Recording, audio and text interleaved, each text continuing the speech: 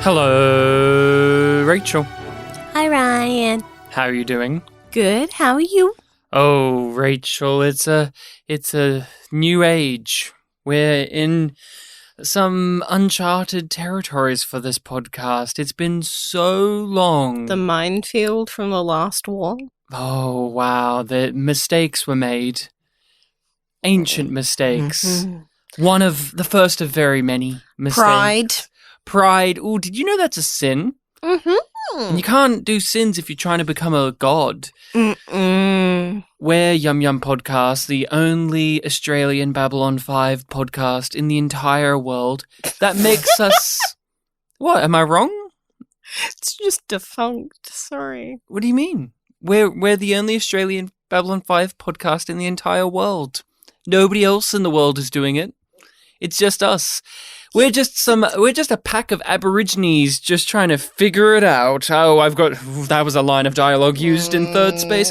Oh, Thirdspace, yeah. We're talking about one of the Babylon 5 movies. And being a rewatch podcast, it means that we have seen these things before, but Rachel has not seen every single Babylon 5 movie, but... We will find out if Rachel's seen Thirdspace. Now, everyone out there listening is clamoring, wanting to hear from you, Rachel. Why we're called YumYumPodcast. Why? I think most of the people listening already know why we're called Yum Yum. So you can't assume I'm not going to go into too much detail, okay, Ryan? I'm going to gamble that 90% of the people listening to this are first-time listeners because Thirdspace is such an entry in Babylon 5 that it would just swarm in new people to listen to this podcast. When they're typing into their podcast hosting site of choice and or YouTube... Babylon 5. Shut up. They're skipping over Coming of Shadows, Long Twilight Struggle. Please. Point of No Return. They're going straight for the Thirdspace commentaries and reviews. Shut up. All right. Yum Yum is from Star Trek Discovery. That's it. It was a line. Ryan became obsessed with it because it's utterly ridiculous. And... he decided that that's what we were going to call our podcast. So on this particular entry of Yum Yum 5, we are looking at the TV movie Thirdspace. And Ryan has the joy of reading out the DVD description. Well, I've looked over the DVD from back to front, and it does not have a DVD description for Thirdspace. So, IMDb, the blasphemous place where I upload a lot of screen caps to, and not for Thirdspace yet, though. No, we do read the descriptions from IMDb for Star Trek Discovery. Because we wouldn't dare own the physical media of that series. But we do have the physical media for the movies, but they don't have all of that spit and polish of the TV series itself. So the description, according to somebody on IMDb, is very short and simple and to the point. The crew of Babylon 5 discover an ancient artifact floating in hyperspace. Ooh, IPX is back. And I have seen all of the movies. I have consumed them all, but to go over the history again for those who are new, and I haven't mentioned it in a while, but here in Australia, the physical release of the Babylon 5 DVDs was quite tumultuous, prolonged, lots of long breaks, and it was very difficult to find the movies. And if you could, it was like finding the Holy Grail, and if you could find it, they were very expensive. So I did not attain the movies until quite some time after having viewed the series from back to front over and over again. And so the movies have always had this lackluster quality to me, where they're not really changing the game enough, and I haven't found them to be something that I want to revisit all that often. Maybe on the special occasion. If we're watching it with somebody else and it's their first time, we'll chuck in a movie or two. Or when I was watching the series with you and, we've got the movies now, let's watch some of the movies. But Thirdspace, I recollect being one of the few that I liked overall. Didn't love, but liked. Most of my reactions to the movies are middling. Some of them I loathe and hate. Some of them I feel embarrassment from watching. But Thirdspace has always held a special place in my heart as one of the TV movies where I nod along going, yeah, this could have been a pretty good couple of episodes of the show. You could see some of the ideas of this TV movie being sprinkled in through the seasons, and it's all just put into this 90 minutes. Now, Rachel, for you, is this one of the TV movies you have watched before? I have watched it before. I remembered basically nothing, though. And then as I was watching it, I was like, oh, that's where that's from. That's just seeped into my brain as that's B5. IPX is a multi-planetary corporation. We have agreements with over a half dozen alien governments, allowing us movement across their borders without restrictions. We can explore any world, provided we guarantee access to whatever we find. You see, there's politics and there's business. This is business. Your problems have nothing to do with us. What is your overall impressions of the movies in terms of your relationship to their quality? I went over mine a bit, but what about you? It's very similar. Some of them are garbage, some of them are okay. None of them are great, but there are parts of them. I wouldn't say that there's a whole one that I love, but there are aspects to a lot of them that I hold dear. Near and dear. And Thirdspace, for you, how did it hold up on this revisit? What did you think? It was okay. Like, it was just fairly mediocre, and I couldn't quite decide why it wasn't pulling me in as much. Like, if this had been a double parter, I wonder how I would feel about it compared to it being a TV movie. I was like, why doesn't this feel right? And I think one part of it is that it is sort of floating in the timeline. Like, it's designed so that you can just watch it, whether you've watched B5 or not. Yes, correct. And that means that there's a lot of expo dumps and lots of JMS saying, this is where it is in the timeline, nerds. And other kind of tropes thrown in to speed up things. So it doesn't feel as solid in the characters because of that. And I think that made me feel a bit disconnected because it's just like they feel like them, but not fully like them because it can't be anchored too specifically.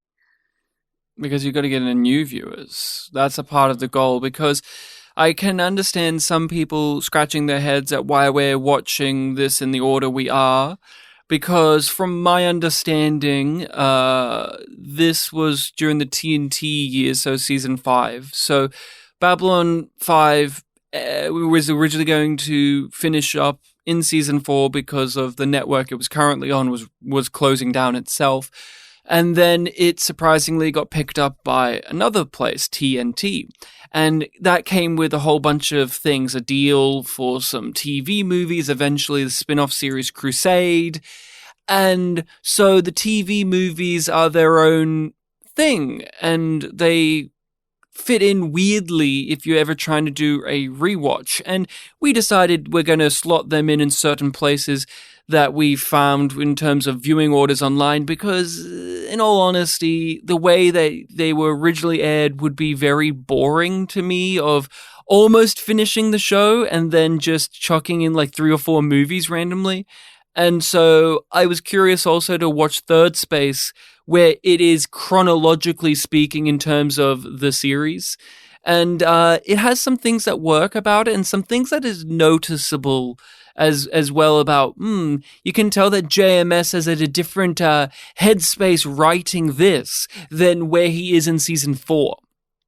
And so I find that very interesting. Now, I was on board for Thirdspace, and then I got tired. I just lost interest over the course of the 90 minutes. It kept going, and I'm like, it is a movie, but the pacing of it wasn't quite movie-like enough, which, if I remember correctly, was a similar problem to what we had with The Gathering. Oh, but this has better pacing than The Gathering. Yes, I said similar. Like, we had pacing issues with The Gathering and with this. That's the comparison that I want to make. That I was doubting myself that we'd said that originally. Mm-hmm. The Gathering is paced far worse. This does pick up in points, but it feels a bit more, I guess, yo-yo-y. I was wondering why this was losing me. And I could tell it was losing you as well when we were watching it. And then some scenes happened, and it all came together for me.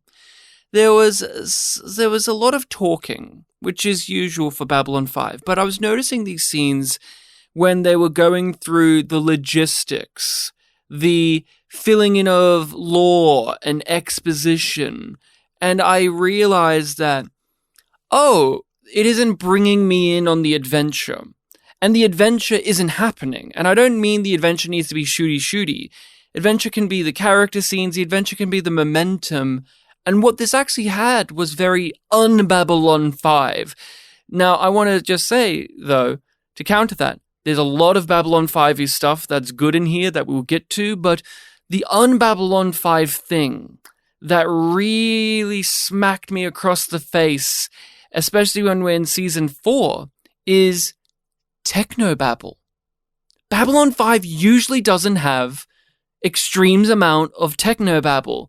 This felt like Star Trek, especially Star Trek Voyager, in terms of how much time is spent going over the technology and the logistics and the blah-de-blah-de-blah-de-blah. And that type of babble just extended out to other avenues. Oh, we got to go over the ancient history of the Vorlons and this and this and this. And it was race memories and are a thing. And it just brought me out of it, because every time I was getting in, I realized it was because of those beautifully written character scenes. I loved everything with Zach Allen in this. And it's not just because Zach's a great character, but because he wasn't burdened by all of that. And there was moments where I loved Lita, but then there was moments where I hated Lita because of what they were doing with her. Yeah. It was very frustrating. Whatever's convenient is what these characters need to do, because we've got to make this work. I want to talk to you. I want to hear from you specifically about technobabble and its relationship to Babylon 5, because we actually haven't had that much of a conversation about it in Babylon 5. When we do Star Trek, lots of our conversations go back to their exposition or conversations about whatever the sci-fi mumbo jumbo is. But we actually don't tend to do that too often with B5. What do you think about just that and how it's different here in Thirdspace? Yeah, I guess it's the focus is different. Like, in Babylon 5, it's not usual for the technology to carry the plot. But in this particular special, it does. You need to understand the artifact, the power, the context. So there's a lot of exposition that needs to be delivered because they assume that the audience doesn't have any of this info yet, or they don't know anything. So they've got to deliver what's new and what's old in a way that doesn't put off the audience. And I don't think it succeeds. How with science fiction television, it seems like it's always a given that to communicate themes, plot, character, world building, and such, you're going to have the Geordie LaForge explaining why the engine isn't working in this moment scenes, or all of the talk in Doctor Who about the flux, I've got to reverse the polarities and things of that nature. I'm just really in awe of the fact that Babylon 5 doesn't weigh itself down with that. It does it enough where we understand what's happening, but it doesn't do it so much that I roll my eyes and notice it. And so when it happened here, I was just disappointed that it sunk so low to do that. It was one of those things where it doing it now has made me realize that for pretty much 4 seasons, it's been avoiding doing that, or it's been finding very clever ways to sidestep those. And in a way, it failing here has made me have a greater appreciation for how JMS tends not to fall into this common trap of the genre. It also makes it feel more disappointing because it's like, well, they managed to do it in tighter time constraints. Why couldn't they afford to do that here?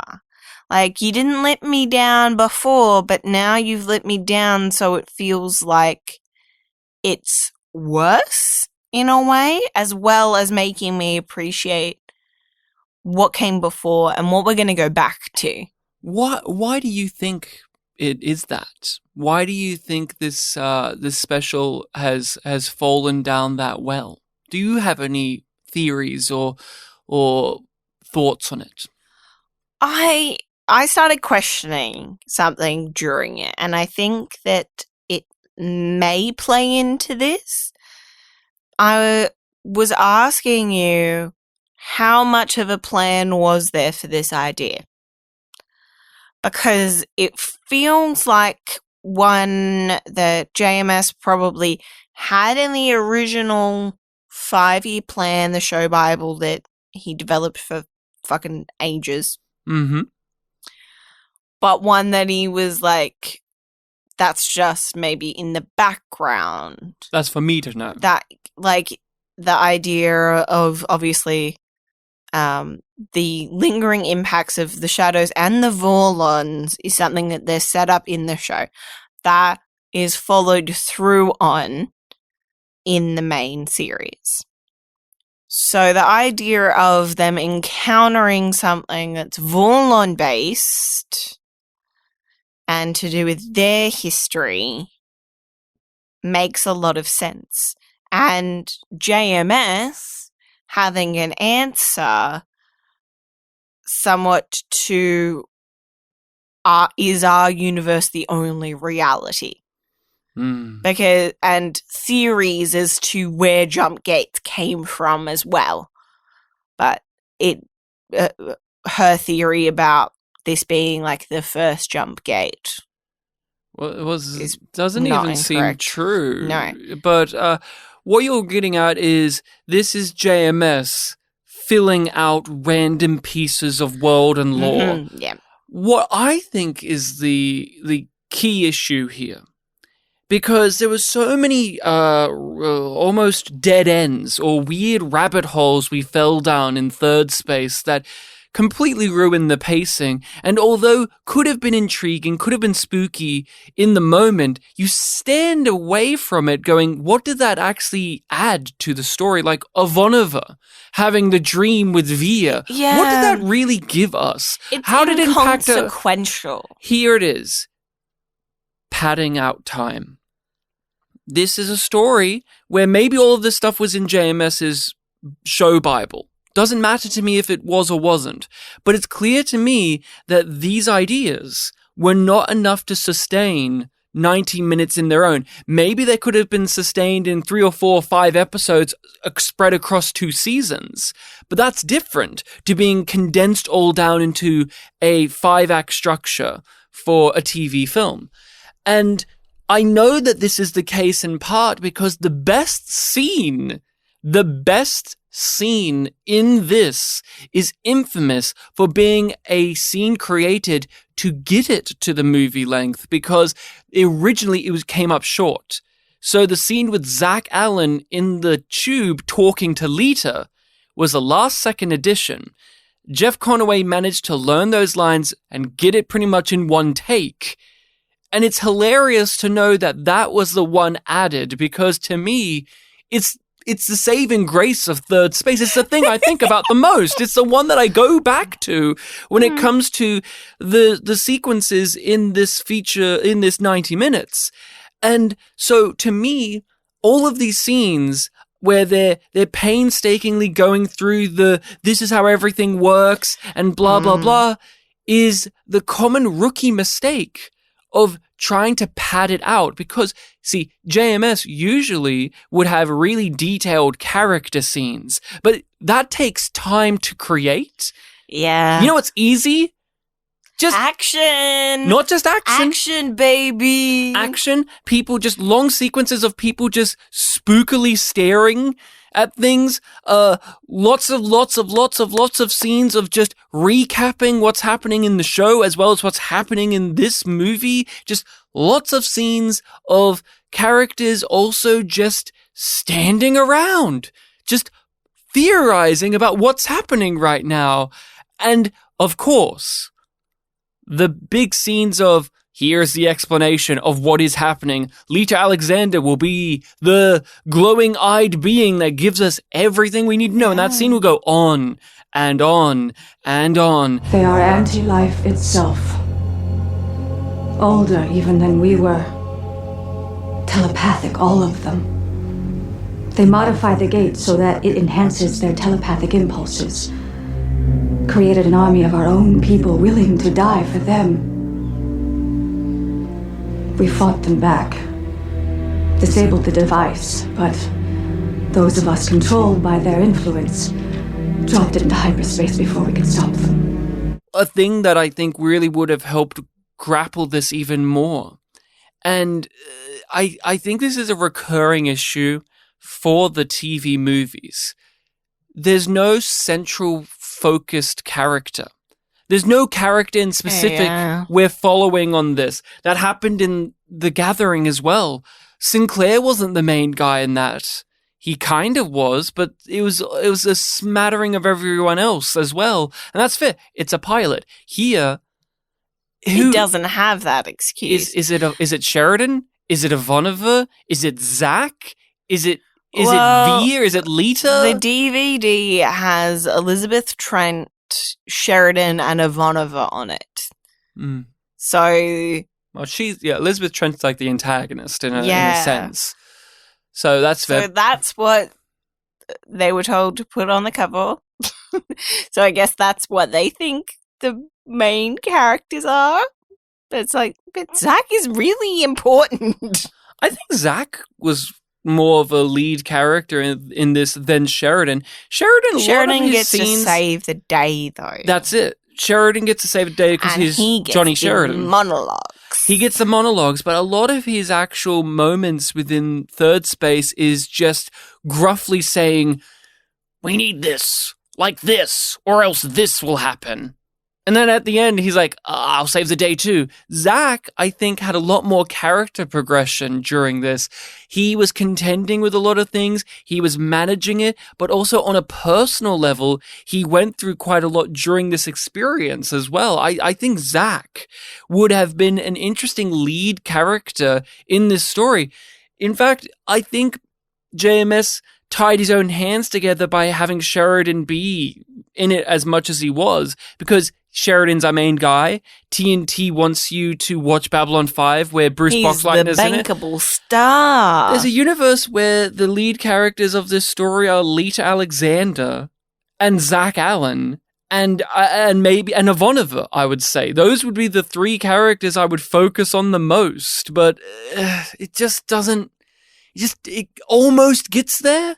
Like, Lita Alexander was a focus for a bit, and then she just zoned out and went crazy and then became boring. Yeah, and then it kind of comes back to it, but not fully. Like, it's very odd, the statement that I'm going to make, but hopefully at least Ryan will understand. Thirdspace doesn't commit hard enough. No. It's scared. It doesn't dive into anything. It has this sense of being reserved and refrained in so many different ways, in so many different aspects.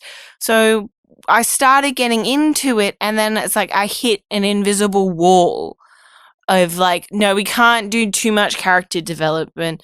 No, we can't rely on you knowing this. No, we have to tell you this again.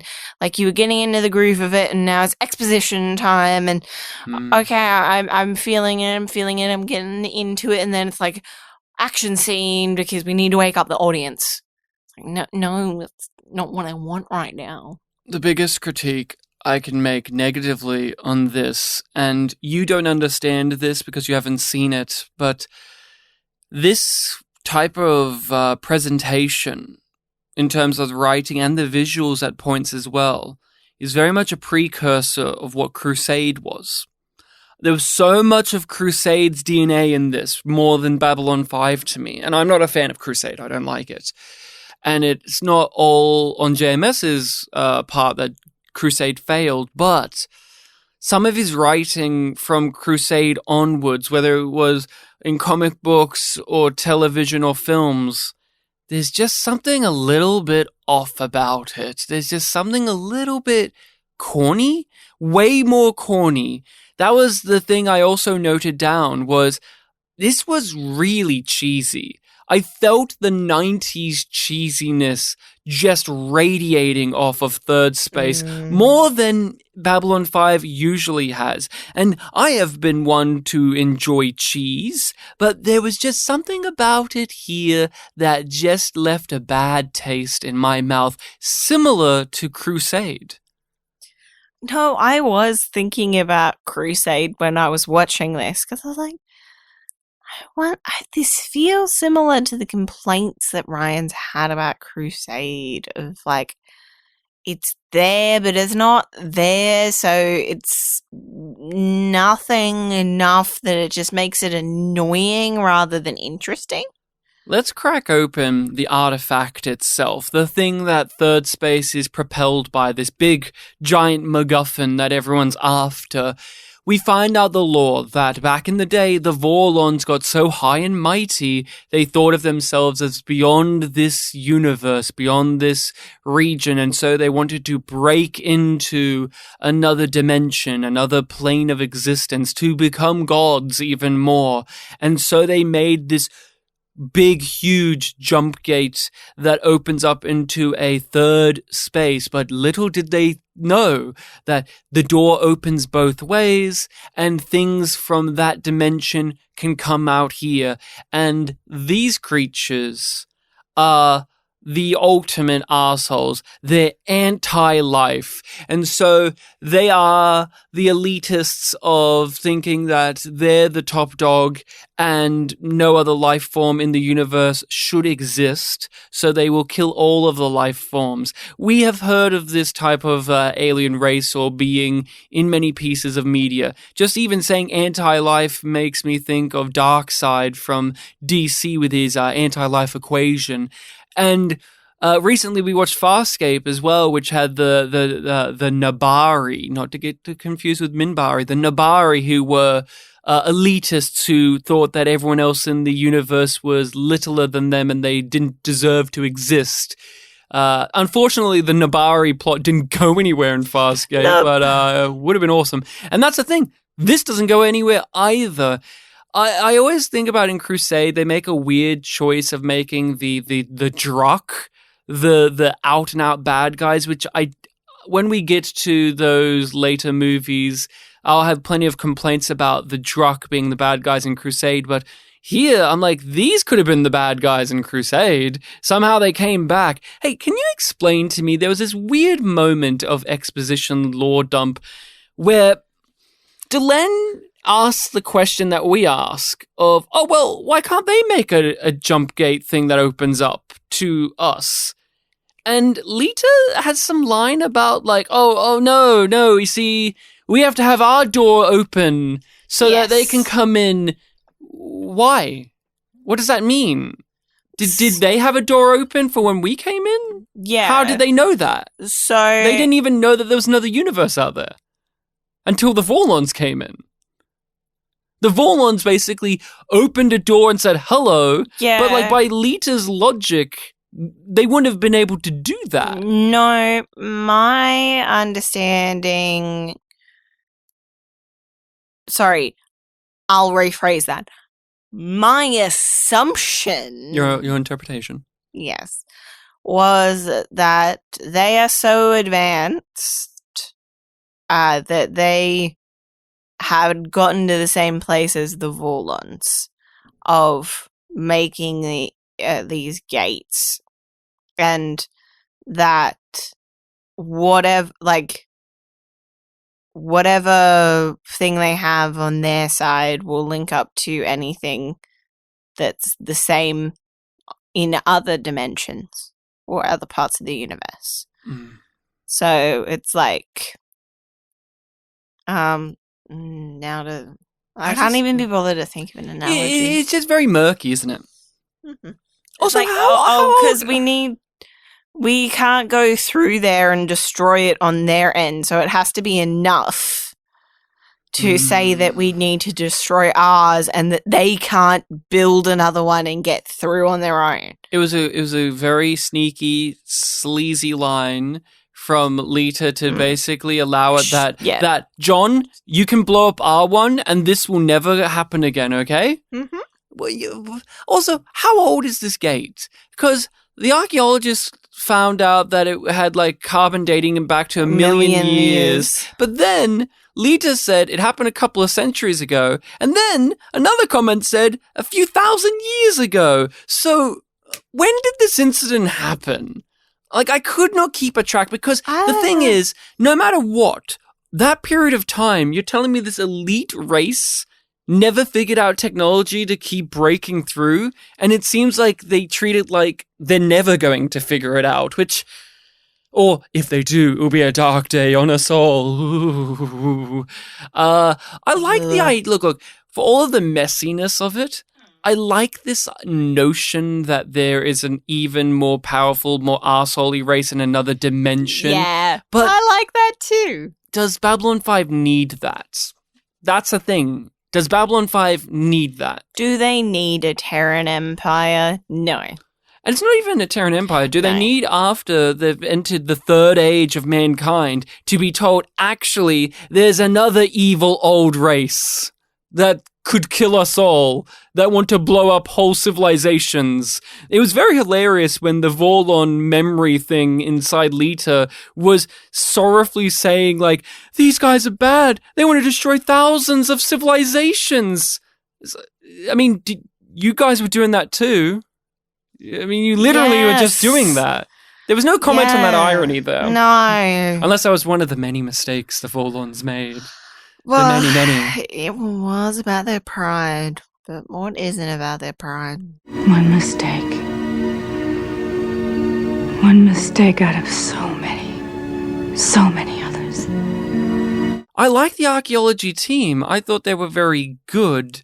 I really like their dynamic of him being the more mild-mannered, cautious one, and her being the power-hungry go-getter. And the worker be like assembly line of people. What was it? The army ants. Army ants. Yeah, that was behind great. the two of them. That's enabling them to do these things.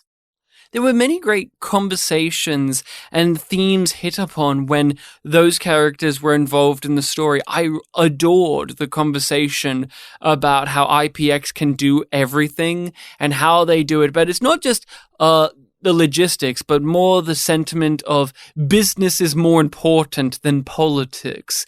We may live in a fascist society at the moment, but capitalism fuels that, baby, and it's above that. And that's the type of meaty material I like seeing dug into in Babylon 5, because this is a society that still is running on consumerism and capitalism and all that dough. And IPX has always been in the background as this thing fueling that. And I just thought the conversations that those two characters had, where he was also a sentimentalist, he was looking at it from the genuine points of science. Well, her version of science was very sensationalized. Oh, that's science for you. Whenever anything was spiraling out of control, she would just cover it with, oh, that's science. Where you get the sense of she knows what science and archaeology is on the basic level, but she knows it deep enough to use it as an excuse to do anything she wants as a pragmatic business person. And I thought she was a great antagonist in Babylon 5, where she was very hungry for power, very driven, but there was always a level of internal reason that you, the audience, could follow along with her, where I would pull my hair out going, oh, this bitch, I hate her. But I was never not believing that she exists. There was never that level of, say, a season 1 antagonist, like Franklin's doctor mentor guy, where he was just money, Stephen. Money. She was far more than just money. She wanted legacy, she wanted power, she wanted just that carnal knowledge, very tying into the Lovecraftian themes going on in Thirdspace. And I was devastated when she killed her colleague, and I thought they shot that very... Bill should still be alive. Justice for Bill. Justice for Bill. What are some moments you want to touch upon when it comes to Thirdspace? Any favorable things for you? Zach is beautiful. He is great at his job, and I love him. Zach is easily one of my favorite characters, and he gets so many wonderful moments here in this. I mentioned it earlier, the last second edition of him talking to Lita in the lift. It, in any other person's hands, could be really cringy and embarrassing to a degree that is negatively impacting. Now, it is cringy, and it is embarrassing, and it is awkward. That's by design. But it isn't where it genuinely repels me and makes me think of this negatively. While that could easily have been the case, but Jeff Conaway really nails this performance. Patricia Tallman's doing her bit too. She's crazy and weird. She's licking her lips a lot in the scene. It's really amusing to me. I think it was shot really well, and I liked how he articulated his feelings. He was genuinely open and raw, and I felt bad for the guy. I could feel something for you. I do feel something for you. Oh, my baby. I adored the scene with him and Lita, and the awkwardness of that, and the vulnerability. I like that it emphasized that he's not just looking at her like eye candy like Garibaldi did with Talia. This is deeper. This is something more. And for a guy like him where the world is crazy and the main character syndrome of Sheridan is something that's more important than somebody like Zach, and he talks about that, where, yeah, I may not be the captain, I may not have all the big bucks, but I have a good heart underneath it all, and I'm just trying my best. That's why he is one of my favorite characters, Zach, because he is the down-and-out guy. He is the common man. Yeah, he's the chief of security, but he's just some schlub trying to make it in this world, and I really connected with that. My favorite Zach moment outside of the tube scene was when Deuce, by the way, came back. Can we just Love Deuce. Why is he here? Why is Deuce from Grail? They acknowledge that it's Deuce. They don't play it off as another. He has his scarf again. Of course it's Deuce. It's the same scarf. Like, they kept the scarf, Rachel. Why the fuck is Deuce here? Like, I love the actor, but Grail was a terrible episode. Deuce was a shit character.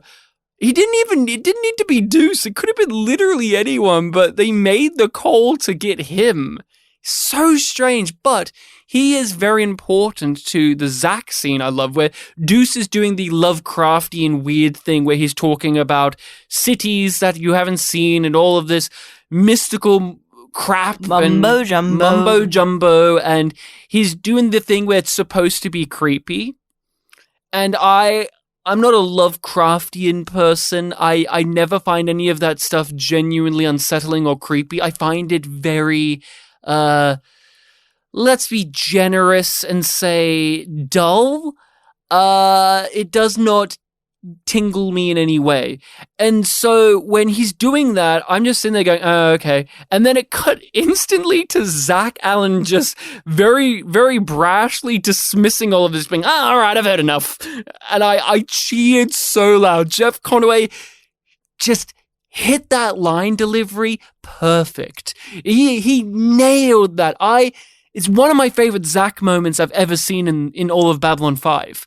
And that's the frustrating thing about Thirdspace is it has these little nuggets of some of the greatest material. Like, Veer has some amazing moments here.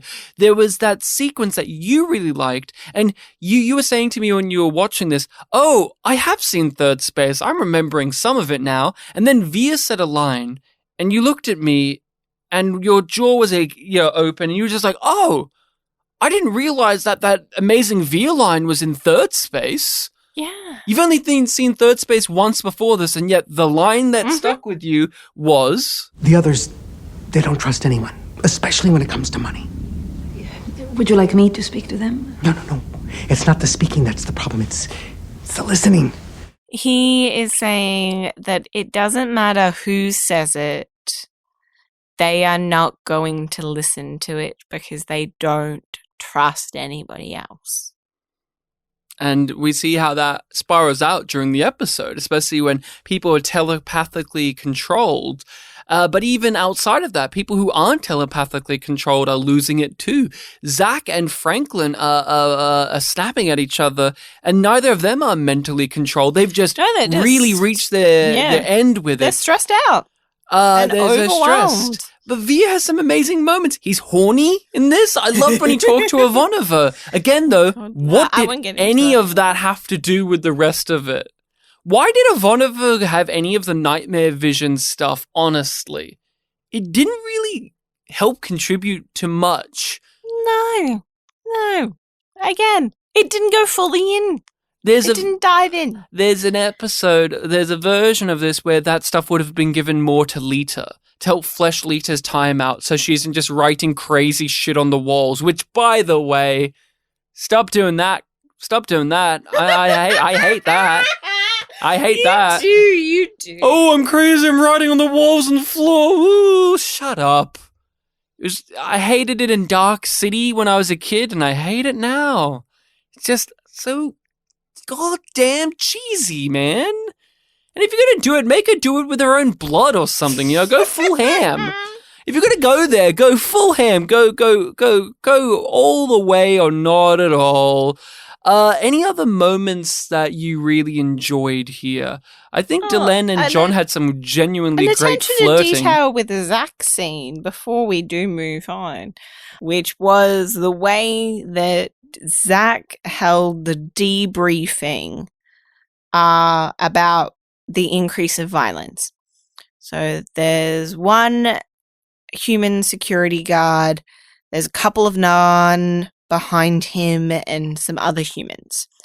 But they're all like standing to attention. Looking straight ahead. Yep, in this formation, and Zach's walking around him as the security officer gives the exposition of like what's going on and following up what we've just seen.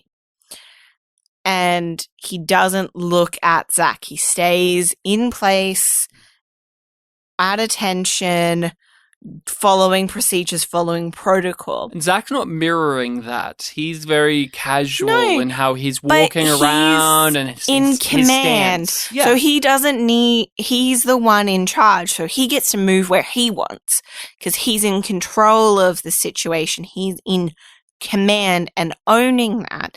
And we see that a bunch with like when military people are being like interrogated or debriefed in this kind of the way that they've done with the blocking in this particular scene. And that's not something that we ever got to see with Garibaldi. No, Garibaldi was far more relaxed with his leadership in that way. Yeah, and it's like, hey, one Zach, of the things what's that going on? what really buttons it together is he stops the guy that just gave all of the information before he leaves and just really genuinely connects with him and tells him that he did a good job and, you know, get some rest. You've done great. Where you can tell that Zach is now the chief of security and he's trying to put on that air of being the chief of security, of being the guy who's like, okay, everyone, we've got to do our jobs, we've got to do it the best we can.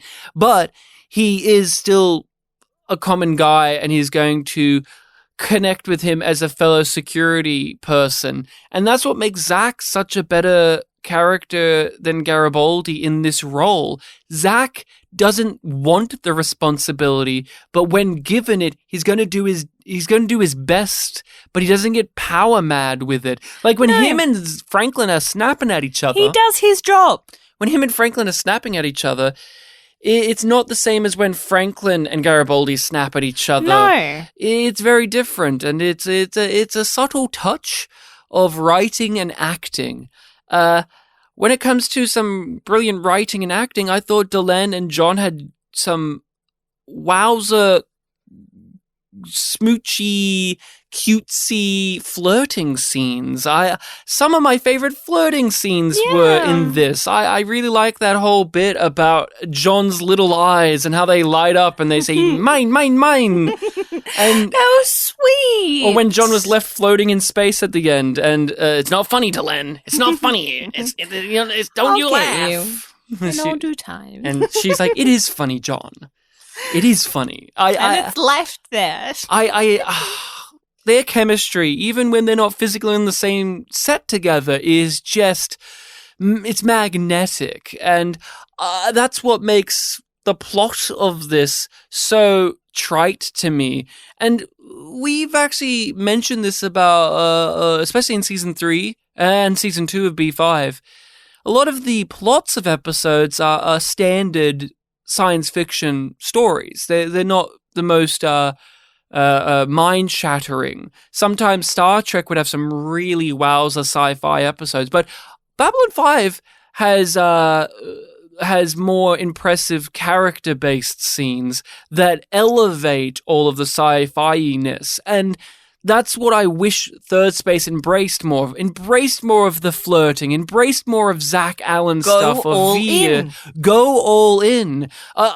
They went all in on the action. The sci-fi shooty laser stuff was gorgeous. They had some really creative shots, but also the hand-to-hand physical combat. I often have talked about how I zone out with that with science fiction TV, but they were really, really creative here. A guy got his arm arm set on fire. Zach got bottles thrown at him. I was so disappointed that he didn't use his flaming arm to punch the dude that he encounters on the stairs. I was waiting for it, and he doesn't do it. He just kind of holds it there. And I was like, oh, God, that would have been awesome. There was funny background gags and fights, like people who were just zoned out. So you had this intense sequence of fighting, but then you see one or two people just standing completely still, just looking with no focus. That stuff was very amusing and spooky, but more so amusing to me. Or people who are about to punch each other and then they realize that, oh no, we're on the same side, and then they just punch someone else. Really great attention to detail when it came to the stunts. Jeff Conaway got to do a lot, but here's something. Ivanova got a fight scene, a proper hand-to-hand, I'm going to kick some ass. We don't see Ivanova do that. Ivanova's a badass. Ivanova's God. But a lot of her badassery comes from how she commands rather than her getting her dukes up and punching somebody. That's Sheridan's thing. Heck, even Garibaldi doesn't do a lot of hand-to-hand combat stuff. That's usually left to Sheridan to do. But what did you think about just that, of Ivanova got to have a badass fight scene? I loved it, which is why Thirdspace is not good, but it's not a complete write-off either, which makes it frustrating in a very unique way, because it's like, I want to watch clips from it, but I don't want to have to sit through all of the bullshit. But I wouldn't appreciate the clips if they weren't in the context of the other shit. You think anybody would notice if I just killed a few of them? Well, how many? I don't know, 10? Oh yeah, they don't. 6? Go for it. Let's turn on the spotlight, the part of the show where we shine a massive spotlight on a guest star or recurring actor, minor, big, doesn't matter. And with this being a television movie, that means we have some people that are only going to come in for this. So, we're not going to talk about William Sanderson as Deuce because he's already been here. We didn't talk about him in Grail either. But we're not talking about him. I already asked my question of why the hell's he here. But we have to talk about our head Elizabeth Trent. Elizabeth Trent, the woman from IPX, who her character has some interesting twists and turns in the story, and I in the end, I fell out of love with the character. I enjoyed her for the most of it, but to praise the actor, it was not on their performance at all. They were the thing. That performance kept the character interesting, but I just lost it with them over the course of this because of the stretched out pacing, the writing. But that performance, I thought she was a really great return to the shitty human characters. We haven't had a good shitty human on Babylon 5 in a while. That isn't Bester. We had Dan Randall. Dan Randall was different though. But this was a return to form of, remember the old shitty business humans that we would get? So who is the actor we're talking about? I believe her name is pronounced Shari Belafonte. Belafonte. Any relation to Harry? Yes. Harry Belafonte? Yes. You were the one that told me this fact, so why don't you take it, Ryan? She's the daughter. She's the daughter of the Harry Belafonte, and I think that's really cool. I didn't... Yeah, she has a lot of relatives that are in the biz. And I like, you've already kind of said that you like her performance, and so do I. I think she works very well with what she's given, which is somewhere between okay for a guest spot on a TV movie, but below the quality that some of the guest spots on the regular series have gotten. Can I ask you something? We do the spotlight, so we can have a more definitive answer on this than a lot of other people. What makes a random actor coming into B5 click with the series? Like, what is it about B5 as a franchise, as a thing, where actors can or cannot gel with it. Like, what is the thing that an actor brings in where they just slot in right into place? We've talked about when they fail, but what about when they succeed? Because I think she succeeds at being somebody who's like, oh yeah, this is somebody who gets Babylon 5. I think a lot of the ones that do it successfully already know people on the crew. So they slot into the world because they aren't carrying that same level of apprehension about, oh, I'm meeting all of these new people and doing this new job, and I've got to try and be good enough for the show, but also be good enough to make connections and not piss anybody off if they're like, trying to make a proper go of it. So the characters that don't feel like they're acting is a big tick for me. And a lot of the time that is because we find out that they know somebody or they've worked with people before. So there's a level of ease that they come into the production with. There's also the quality of the scripts and the level of characterization that they're given and the degree of support that they have by the people that they're in scenes with. Are those people the kind of actors like Peter and Andreas that level up other people's performances just by being around them and they pull them up? Or is it somebody that doesn't have that same quality to their performance, even though they themselves are good, but they don't spar against people and let sparks fly in that same way? So it depends also who they're with. True. In terms of things, and what they have to deliver as well. I agree. Other than the basic, obviously, talent and getting into the meat of what the character is and what their function is in the story and the themes, what I think is a recurring trait of what makes a great guest star is the ones who find an understanding the wavelength of Babylon 5 as the science fiction series it is, of its the sweet spot that the series has of being in between optimism and cynicism. Because we have characters like this one, where she is a very cynical character on the writer's part of, here is the evil business person. But you have to have that actor come in and live and breathe that and make it realistic rather than a hitting on the head clumsily of the show.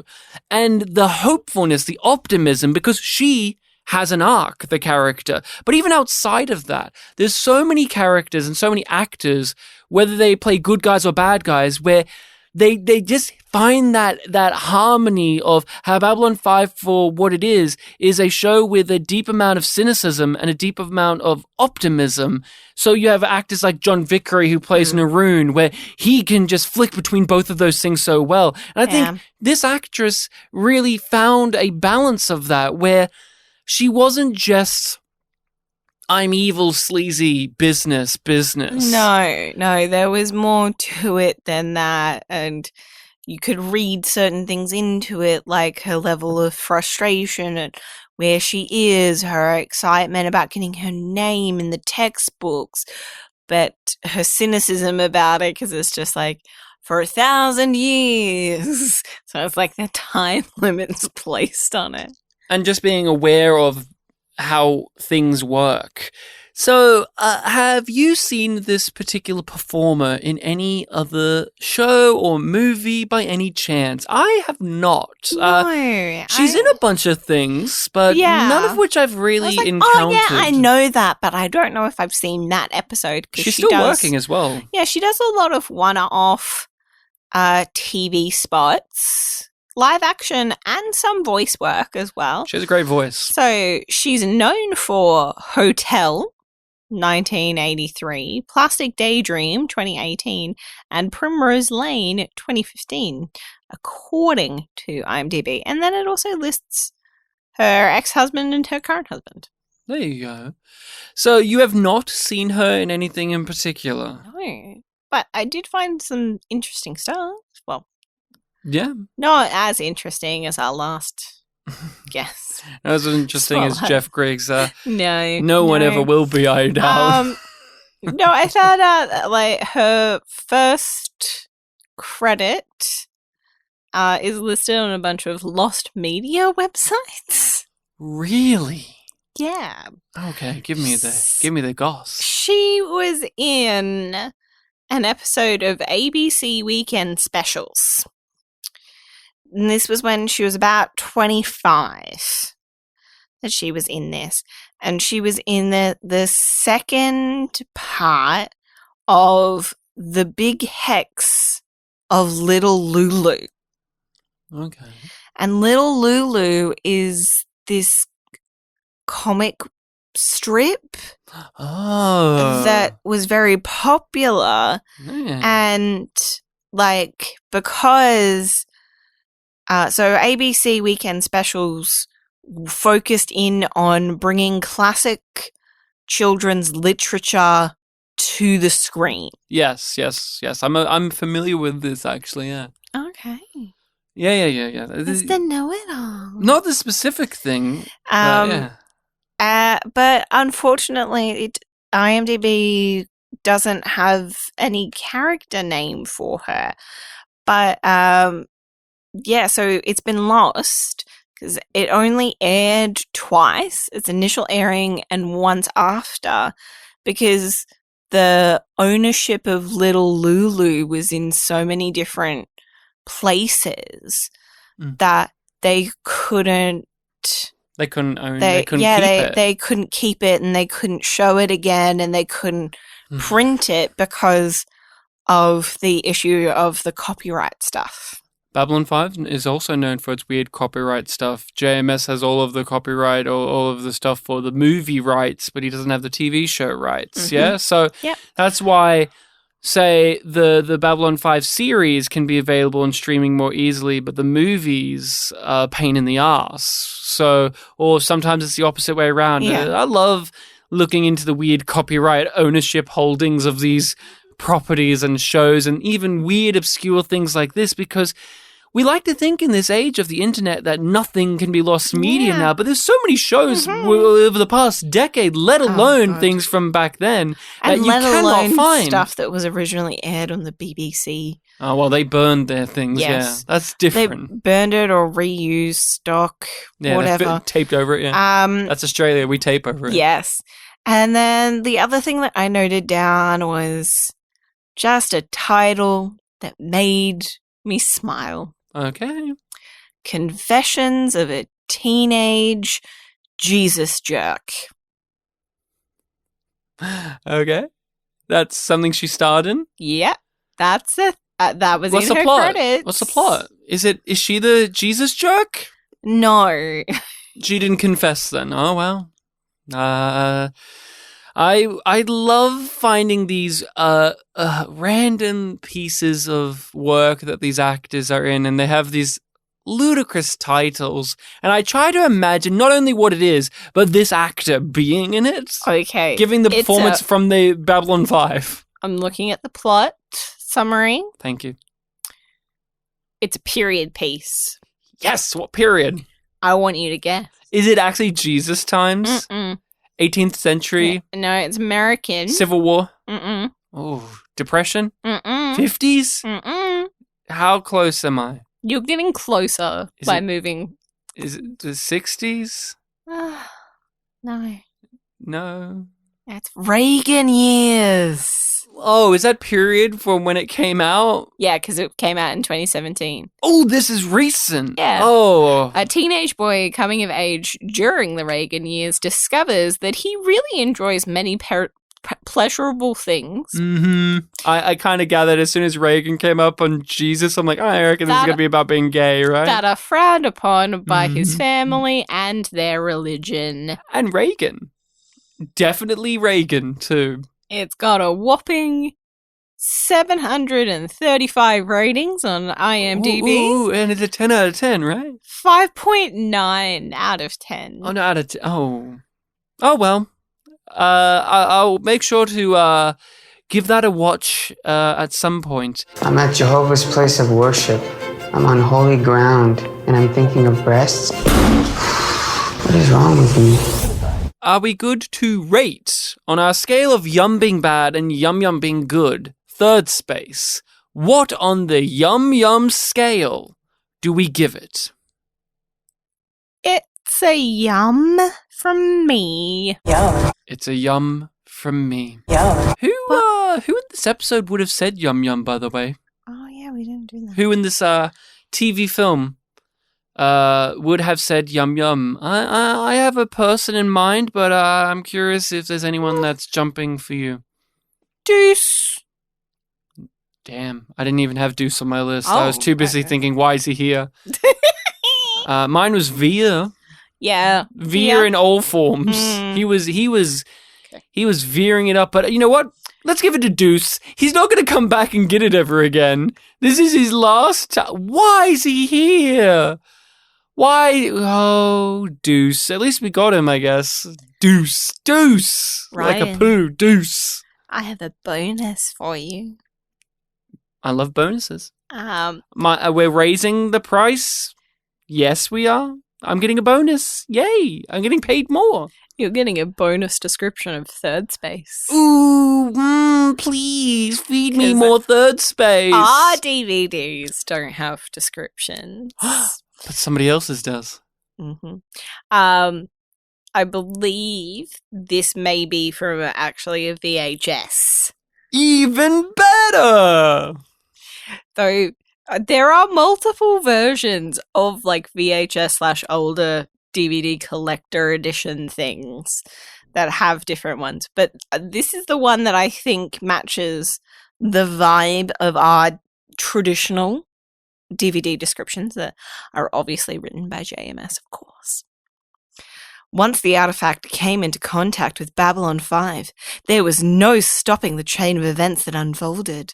The artifact became the focal point of terror and mayhem until it could be shut down. And then this has quotes from the episode Thank you. underneath it as well. Awesome. I love that. Oh, one of her, I had ladies. Woo. That's one of the quotes, right? No. Corwin quotes. No, I don't want to hear any fucking Corbin quotes. We're moving the strut of the jump gates to allow it to come through. Stop it. It's that big? Bigger. Fuck off. Fuck off. I felt a little guilty giving it a yum, but not anymore. Not anymore. Oh. I want to talk about what we'll be watching next time on Babylon 5. On the next Babylon 5. Episode 9 of Season 4, Atonement. Concerned over her relationship with Sheridan, Mbryo leadership summons Delenn to Minbar. There, she enters the exploratory state of the dreaming and emerges with a truth striking at the heart of Minbar notions of purity. Oh, purity. And that there We got is a what we'll lot be of talking action about next time on the podcast. Random Minbari. A lot of Minbari action. Lot of No Minbari. Linear. No. I thought he appeared and then it was just another Minbari guy. No. I'm pretty sure it was like the same two Minbari guys that just Whatever. got There was a Minbari included in lady. all of them. Yes. She got a lot of blood on her head. They bloodied her. They bloodied her up. And that is all we have. People, make sure to give Atonement a watch in the interim of time. You can follow us on your social medias of choice under YumYumPod or YumYumPodcast. Or you can email at us. Or you can email us at. Or you can email. Or you. You interrupted me with such fucking confidence, and you can't get it. You can Or email. you can email us. Give it up. Pass it to Daddy Yum Yum. No. Daddy Yum Yum, my fucking ass. Or you could choose to email us at yumyumpod@gmail.com. Another way to communicate to us, you can only get through signing up to our Patreon, which we do have, which is under YumYumPodcast as well. All in the description. We have a private Discord. We have a group Discord. You can message us on there. You can give us your fiery takes instantly, as well as joining our Patreon. You get to support the podcast, help us out. You get a load of bonus content. We're talking about Space Above and Beyond on there. We're talking about the Alien franchise, the X-Men franchise, and every fortnight we give our thoughts on a random topic. Television shows we've been watching, podcasts we've been listening to, games we've been playing. You can get all of that. There's just so much there. You can hear our thoughts on Star Trek. There's so many goodies on there for you. So come on over. Just do it. Jakar was not in Thirdspace. He didn't show up. No Londo either. We got other nuns. But no Jakar. He was not here to be awoken by aliens from another dimension whose greeting is good eating to you. And he says, no, that's a farewell. And then he smacks his chest and says, good eating to you. And I would say to him, good eating to you, Jakar. Mr. Kelly.